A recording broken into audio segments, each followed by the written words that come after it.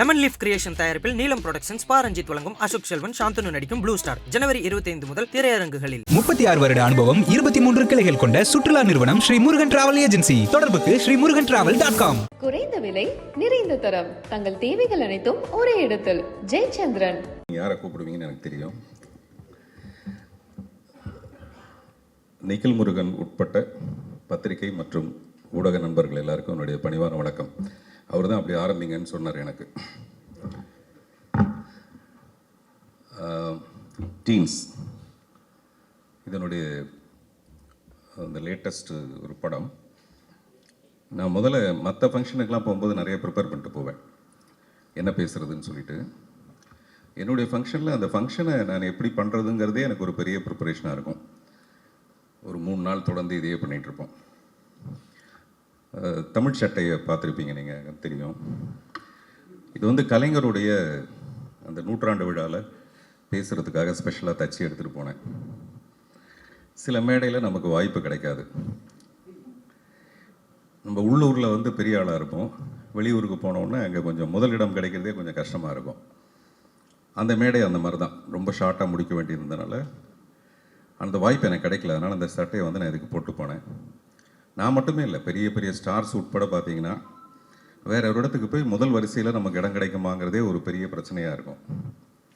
நான் சொல்கிறது புரியும் நினைக்கிறேன். அதனால் நான் எனக்குன்னு ஒரு தனி இடத்தை நானே ஏற்பாடு பண்ணிக்கணும்னு ஆசைப்படுவேன். புதிய பாதையிலிருந்து இது வரைக்குமே பெரிய ஸ்டார்ஸை வச்சு படம் எடுக்கணும்னோ அந்த மாதிரிலாம் இல்லாமல், ரொம்ப இந்த சினிமா மேலே இருக்கிற ஒரு காதலில் கிட்டத்தட்ட 33-34 வருஷமாக இப்போ எல்லோரும் சொன்ன மாதிரி ரொம்ப வித்தியாசமாக, யூனிக்காக, இது எல்லாமே வந்து வேறு வேறு வார்த்தைகள் அவ்வளோதானே தவிர இந்த சினிமாவுக்குள்ளே நம்ம நிரந்தரமாக இருக்கிறதுக்கு என்ன பண்ணுறது. அப்போது வித்தியாசமான ஏதோ ஒரு முயற்சிகளை மற்றவங்க பண்ணதை விட வேறு ஒன்று பண்ணோம்னா டெஃபினட்டாக அதுக்குன்னு ஒரு அங்கீகாரம் இருக்கும் அப்படிங்கிற ஒரு எண்ணத்தில் ஒத்த செருப்பு மாதிரியோ இரவு நிழல் மாதிரியோ படம் பண்ணிவிட்டு இப்போ நான் டீன்ஸில் வந்து இறங்கியிருக்கேன். இந்த படம் வந்து இந்த ஃபஸ்ட் லுக்கை பார்த்த உடனே நிறைய பேருக்கு பயங்கர, நான் தேட்டராக போனேன். இதுதான் ஃபஸ்ட்டு டைம் இந்த ஃபஸ்ட் லுக்கை வந்து ஸ்க்ரீனில் ரிலீஸ் பண்ணால் எப்படி இருக்கும் அப்படின்னா, அதுக்கு வந்து சென்சார் சர்டிஃபிகேட் வேணும்னாங்க. ஒரு நாள் ராத்திரி உடனடியாக சென்சார் போர்டு ஆஃபீஸர்கிட்ட கேட்டேன். அவர் சொன்னால் இந்த மாதிரி இது வரைக்கும் சென்சார் சர்டிஃபிகேட் யாருமே வாங்கி ரிலீஸ் பண்ணதில்லை அப்படின்னு. நான் பயங்கர குஷி ஆகிட்டேன். இது வரைக்கும் யாருமே பண்ணதில்லைன்னா அதை நம்ம பண்ணணும் அப்படின்னு அந்த சென்சார் சர்டிஃபிகேட்டை வாங்கி ஸ்க்ரீனில் ரிலீஸ் பண்ணேன். அதுக்கு தான் இந்த வேர்ல்டு புக் ஆஃப் ரெக்கார்ட்ஸோட ரெகக்னைசேஷன்.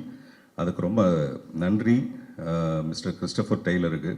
எனக்கு இது முன்னாடி தெரிஞ்ச ஒரே டெய்லர் எலிசபெத் டெய்லர் தான். இப்போ தான் எனக்கு கிறிஸ்டோஃபர் டெய்லர் தெரியுது.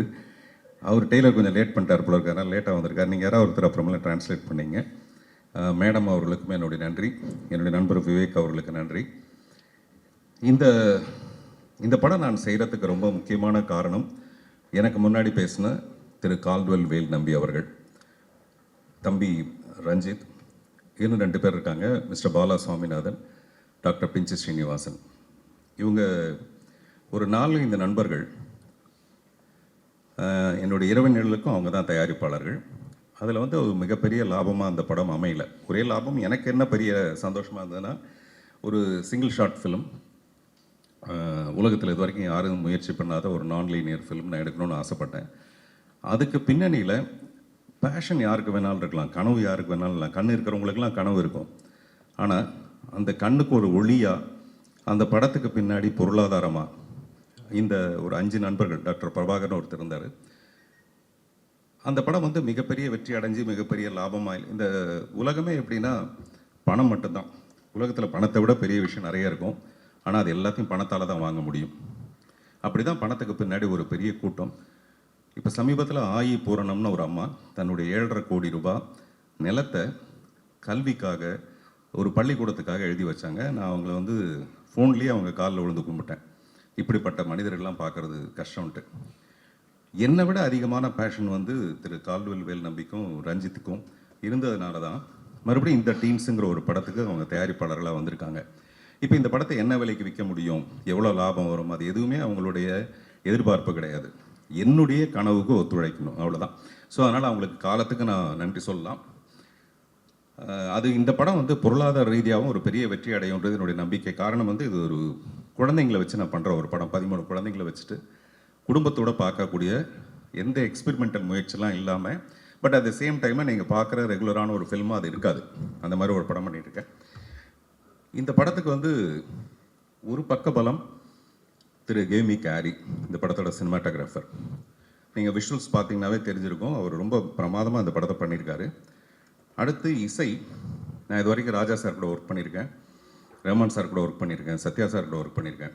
பட் இமான் சாரோட ஒர்க் பண்ணணுங்கிறது எனக்கு ரொம்ப ஆசை. நான் ரொம்ப நாளாக அதை ட்ரை பண்ணேன். ஏதோ ஒரு காரணம், மைனாலாம் படம் பார்த்துட்டு 4 ஃப்ரேம்ஸில் கீழே நின்று மிஸ்டர் உதயநிதி ஸ்டாலினுக்கு வந்து ஃபோன் பண்ணி இந்த படத்தை நீங்கள் வாங்கியே தரணும்னு சொல்லி அவரை வரவழைச்சி படம் காட்டினேன்.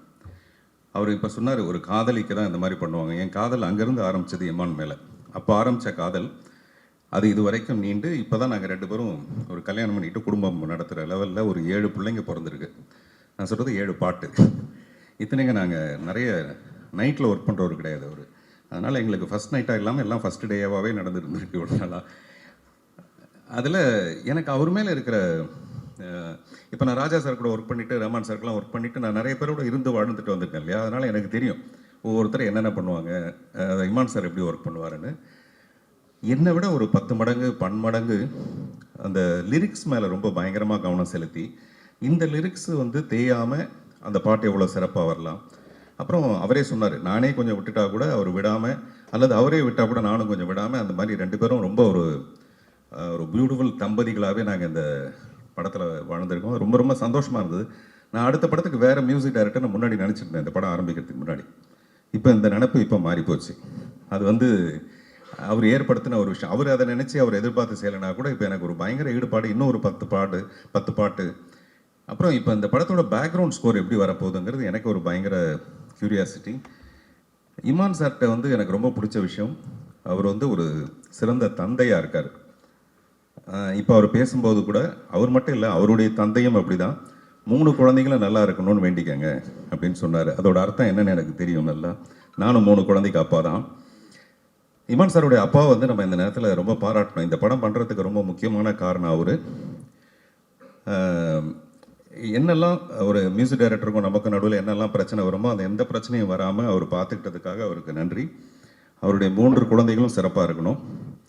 அவரே சொல்லும்போது சொன்னார், சில பிறந்தநாள் ரொம்ப சந்தோஷமாக இருக்கும், சில நாட்கள் வந்து சோகமாக இருக்கும் அப்படின்ட்டு. இப்போ கூட அவர் ஒரு சின்ன சோகத்தை கடந்து இந்த பிறந்த நாளில் கூட அதை ரொம்ப மறைச்சிக்கிட்டு அந்த கஷ்டமே வெளியில் தெரியாமல், அந்த மாதிரி மிகப்பெரிய ஒரு கலைஞனுக்கு கூட அந்த பற்றுங்கிற ஒரு விஷயம் மிகப்பெரிய ஒரு விஷயம். அதனால தான் அவருடைய பாடல்களில் இருக்க அந்த எமோஷன் கனெக்ஷன் வந்து அவ்வளோ பிரமாதமாக இருக்கும். அவர் தேசிய விருது வாங்கின பாடல் உட்பட. ஸோ அப்படி இமானோட நான் ஒர்க் பண்ணுறது ரொம்ப ரொம்ப சந்தோஷம். இன்னும் அவரை பற்றி நிறைய பேசுகிறதுக்கான நிறைய மேடைகள் இருக்குது. அப்புறம் இந்த விருது வந்து எனக்கு ரொம்ப மகிழ்ச்சி. அப்புறம் ஒரு படத்தோட ஆரம்பத்திலே இந்த மாதிரி உலக லெவலில் அது ரெகக்னைஸ் ஆகிறதுங்கிறது ரொம்ப ரொம்ப ஒரு பெரிய உத்வேகத்தை கொடுத்துருக்கு. விரைவில் இந்த படம் திரைக்கு வரும். இது வரைக்கும் பத்திரிகை நண்பர்கள் எல்லாருமே வந்து ஊடக நண்பர்கள்லாம் நான் என்ன பண்ணாலும் அதுக்கு ஒரு மிகப்பெரிய அக்கறையோடு அதுக்கு ஒரு இம்பார்ட்டன்ஸ் கொடுத்து நீங்கள் பண்ணிகிட்ருக்கீங்க. உங்கள் எல்லாருக்கும் என்னுடைய மனப்பூர்வமான நன்றி. வேறு ஏதாவது விட்டு போச்சா நிக்கில்? ஒன்றும் இல்லை. ஓகே, நான் பாலிடிக்ஸ் எதுவுமே பேசவில்லை என்பதை அமைதியுடன் தெரிவித்துக் கொள்கிறேன். நன்றி, வணக்கம். இந்த படத்தில் வந்து 13 குழந்தைங்க தான் ஹீரோயின் எல்லாமே இருக்காங்க. ஸோ அவங்களுக்கு ஒரு ஸ்பெஷல் மேடை, அந்த மேடையில் அவங்க எல்லாரையும் நான் அறிமுகப்படுத்த போகிறேன். அவ்வளோதான். அதை நான் இந்த மேடையில் சொல்லணுங்கிறது, மேடை த ஸ்டேஜ் அப்படிங்கிற ஒரு மேடையில் நான் சொல்கிறேன். ஓகே, இதெல்லாம் ஒரு பக்கத்துலேருந்து சொல்லிக் கொடுக்க நானும் கிளிப்பட்டியாகவே இருந்துகிட்ருக்கேன். ஓகே, எல்லாருக்கும் ரொம்ப மகிழ்ச்சி, நன்றி. Thank you Christopher Taylor. தேங்க்யூ. அவர் எப்போவுமே புதுசாக தானே செய்வார். அதனால் இப்படி ஒரு கேள்வி கேட்கணும் இல்லை, அது இப்படி ஒரு கேள்வி கேட்கணுங்கிறதுக்காகவே அவர் வந்து இங்கிலீஷில் தலைப்பு வச்சுருக்காரு. இப்போ நான் தமிழ்லேயே வச்சுருந்தேன்னு வச்சுங்களேன், இப்படி ஒரு கேள்வி வராதுல்ல. யாருமே கேள்வி கேட்க தயங்கும் போது நீங்கள் தைரியமாக கேள்வி கேட்கறதுக்கு காரணமாக இருந்திருக்கிறது இந்த டைட்டில். டீன்ஸ்னா அந்த 10 பருவம். அது 13 வயசு ஆகும்போது டீன்ஸ், 13s 14s 15ஸ்ன்னு சொல்லுவாங்க இல்லையா சார்? 10 பருவம் தானே கரெக்டான விஷயம். 10 வயது 10 பருவம் தான். 10 பருவத்தில் வரதான் 10 வயது. நீங்கள் அதெல்லாம் பார்த்து வச்சுக்கிட்டே பண்ணிக்கிறீங்க.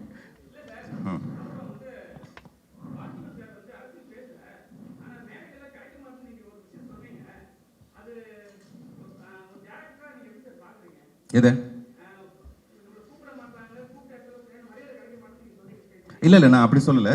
சில மேடையில் சில முக்கியமான இப்போ அன்னைக்கு வந்து அந்த நிகழ்ச்சி ஆரம்பித்ததே கலைஞர் நூற்றாண்டில் வந்து ரொம்ப தாமதமாக ஆரம்பித்ததுனால சிஎம்க்கு வேறு உடம்பு சரியில்லாமல் இருந்ததுனால சீக்கிரமாக முடிக்க வேண்டியதாக இருந்தது. அப்போ ஒரு 4 பேர் மட்டுமே பேச வேண்டியதாக இருந்தது. நான் போய் மேடைக்கு பின்பக்கம் போய் பேசிகிட்டு இருந்தேன். எனக்கு அந்த மாதிரி ஒரு வாய்ப்பு கிடைச்சி பின்னாடி போய் பேசிகிட்டு இருந்தேன் நான். அதனால் நான் அதை என்ன சொன்னேன்னா பாசிட்டிவாக சொன்னேன். எல்லா மேடையிலையும் எல்லாருக்கும் வாய்ப்பு கிடைக்காது, நீங்கள் சமீபத்தில் இருக்கிற மேடையெல்லாம் கூட பார்த்துருப்பீங்க அப்படின்னு சொன்னேன் நான். லெமன் லீஃப் கிரியேஷன் தயாரிப்பில் நீலம் புரொடக்ஷன்ஸ் பா ரஞ்சித் வழங்கும் அசோக் செல்வன் சாந்தனு நடிக்கும் ப்ளூ ஸ்டார் ஜனவரி 25 முதல் திரையரங்குகளில். 36 வருட அனுபவம், 23 கிளைகள் கொண்ட சுற்றுலா நிறுவனம் ஸ்ரீ முருகன் டிராவல் ஏஜென்சி. தொடர்புக்கு ஸ்ரீமுருகன்டிராவல்.com. குறைந்த விலை நிறைந்த தரம் தங்கள் தேவைகள் அனைத்தும் ஒரே இடத்தில். ஜெயச்சந்திரன்.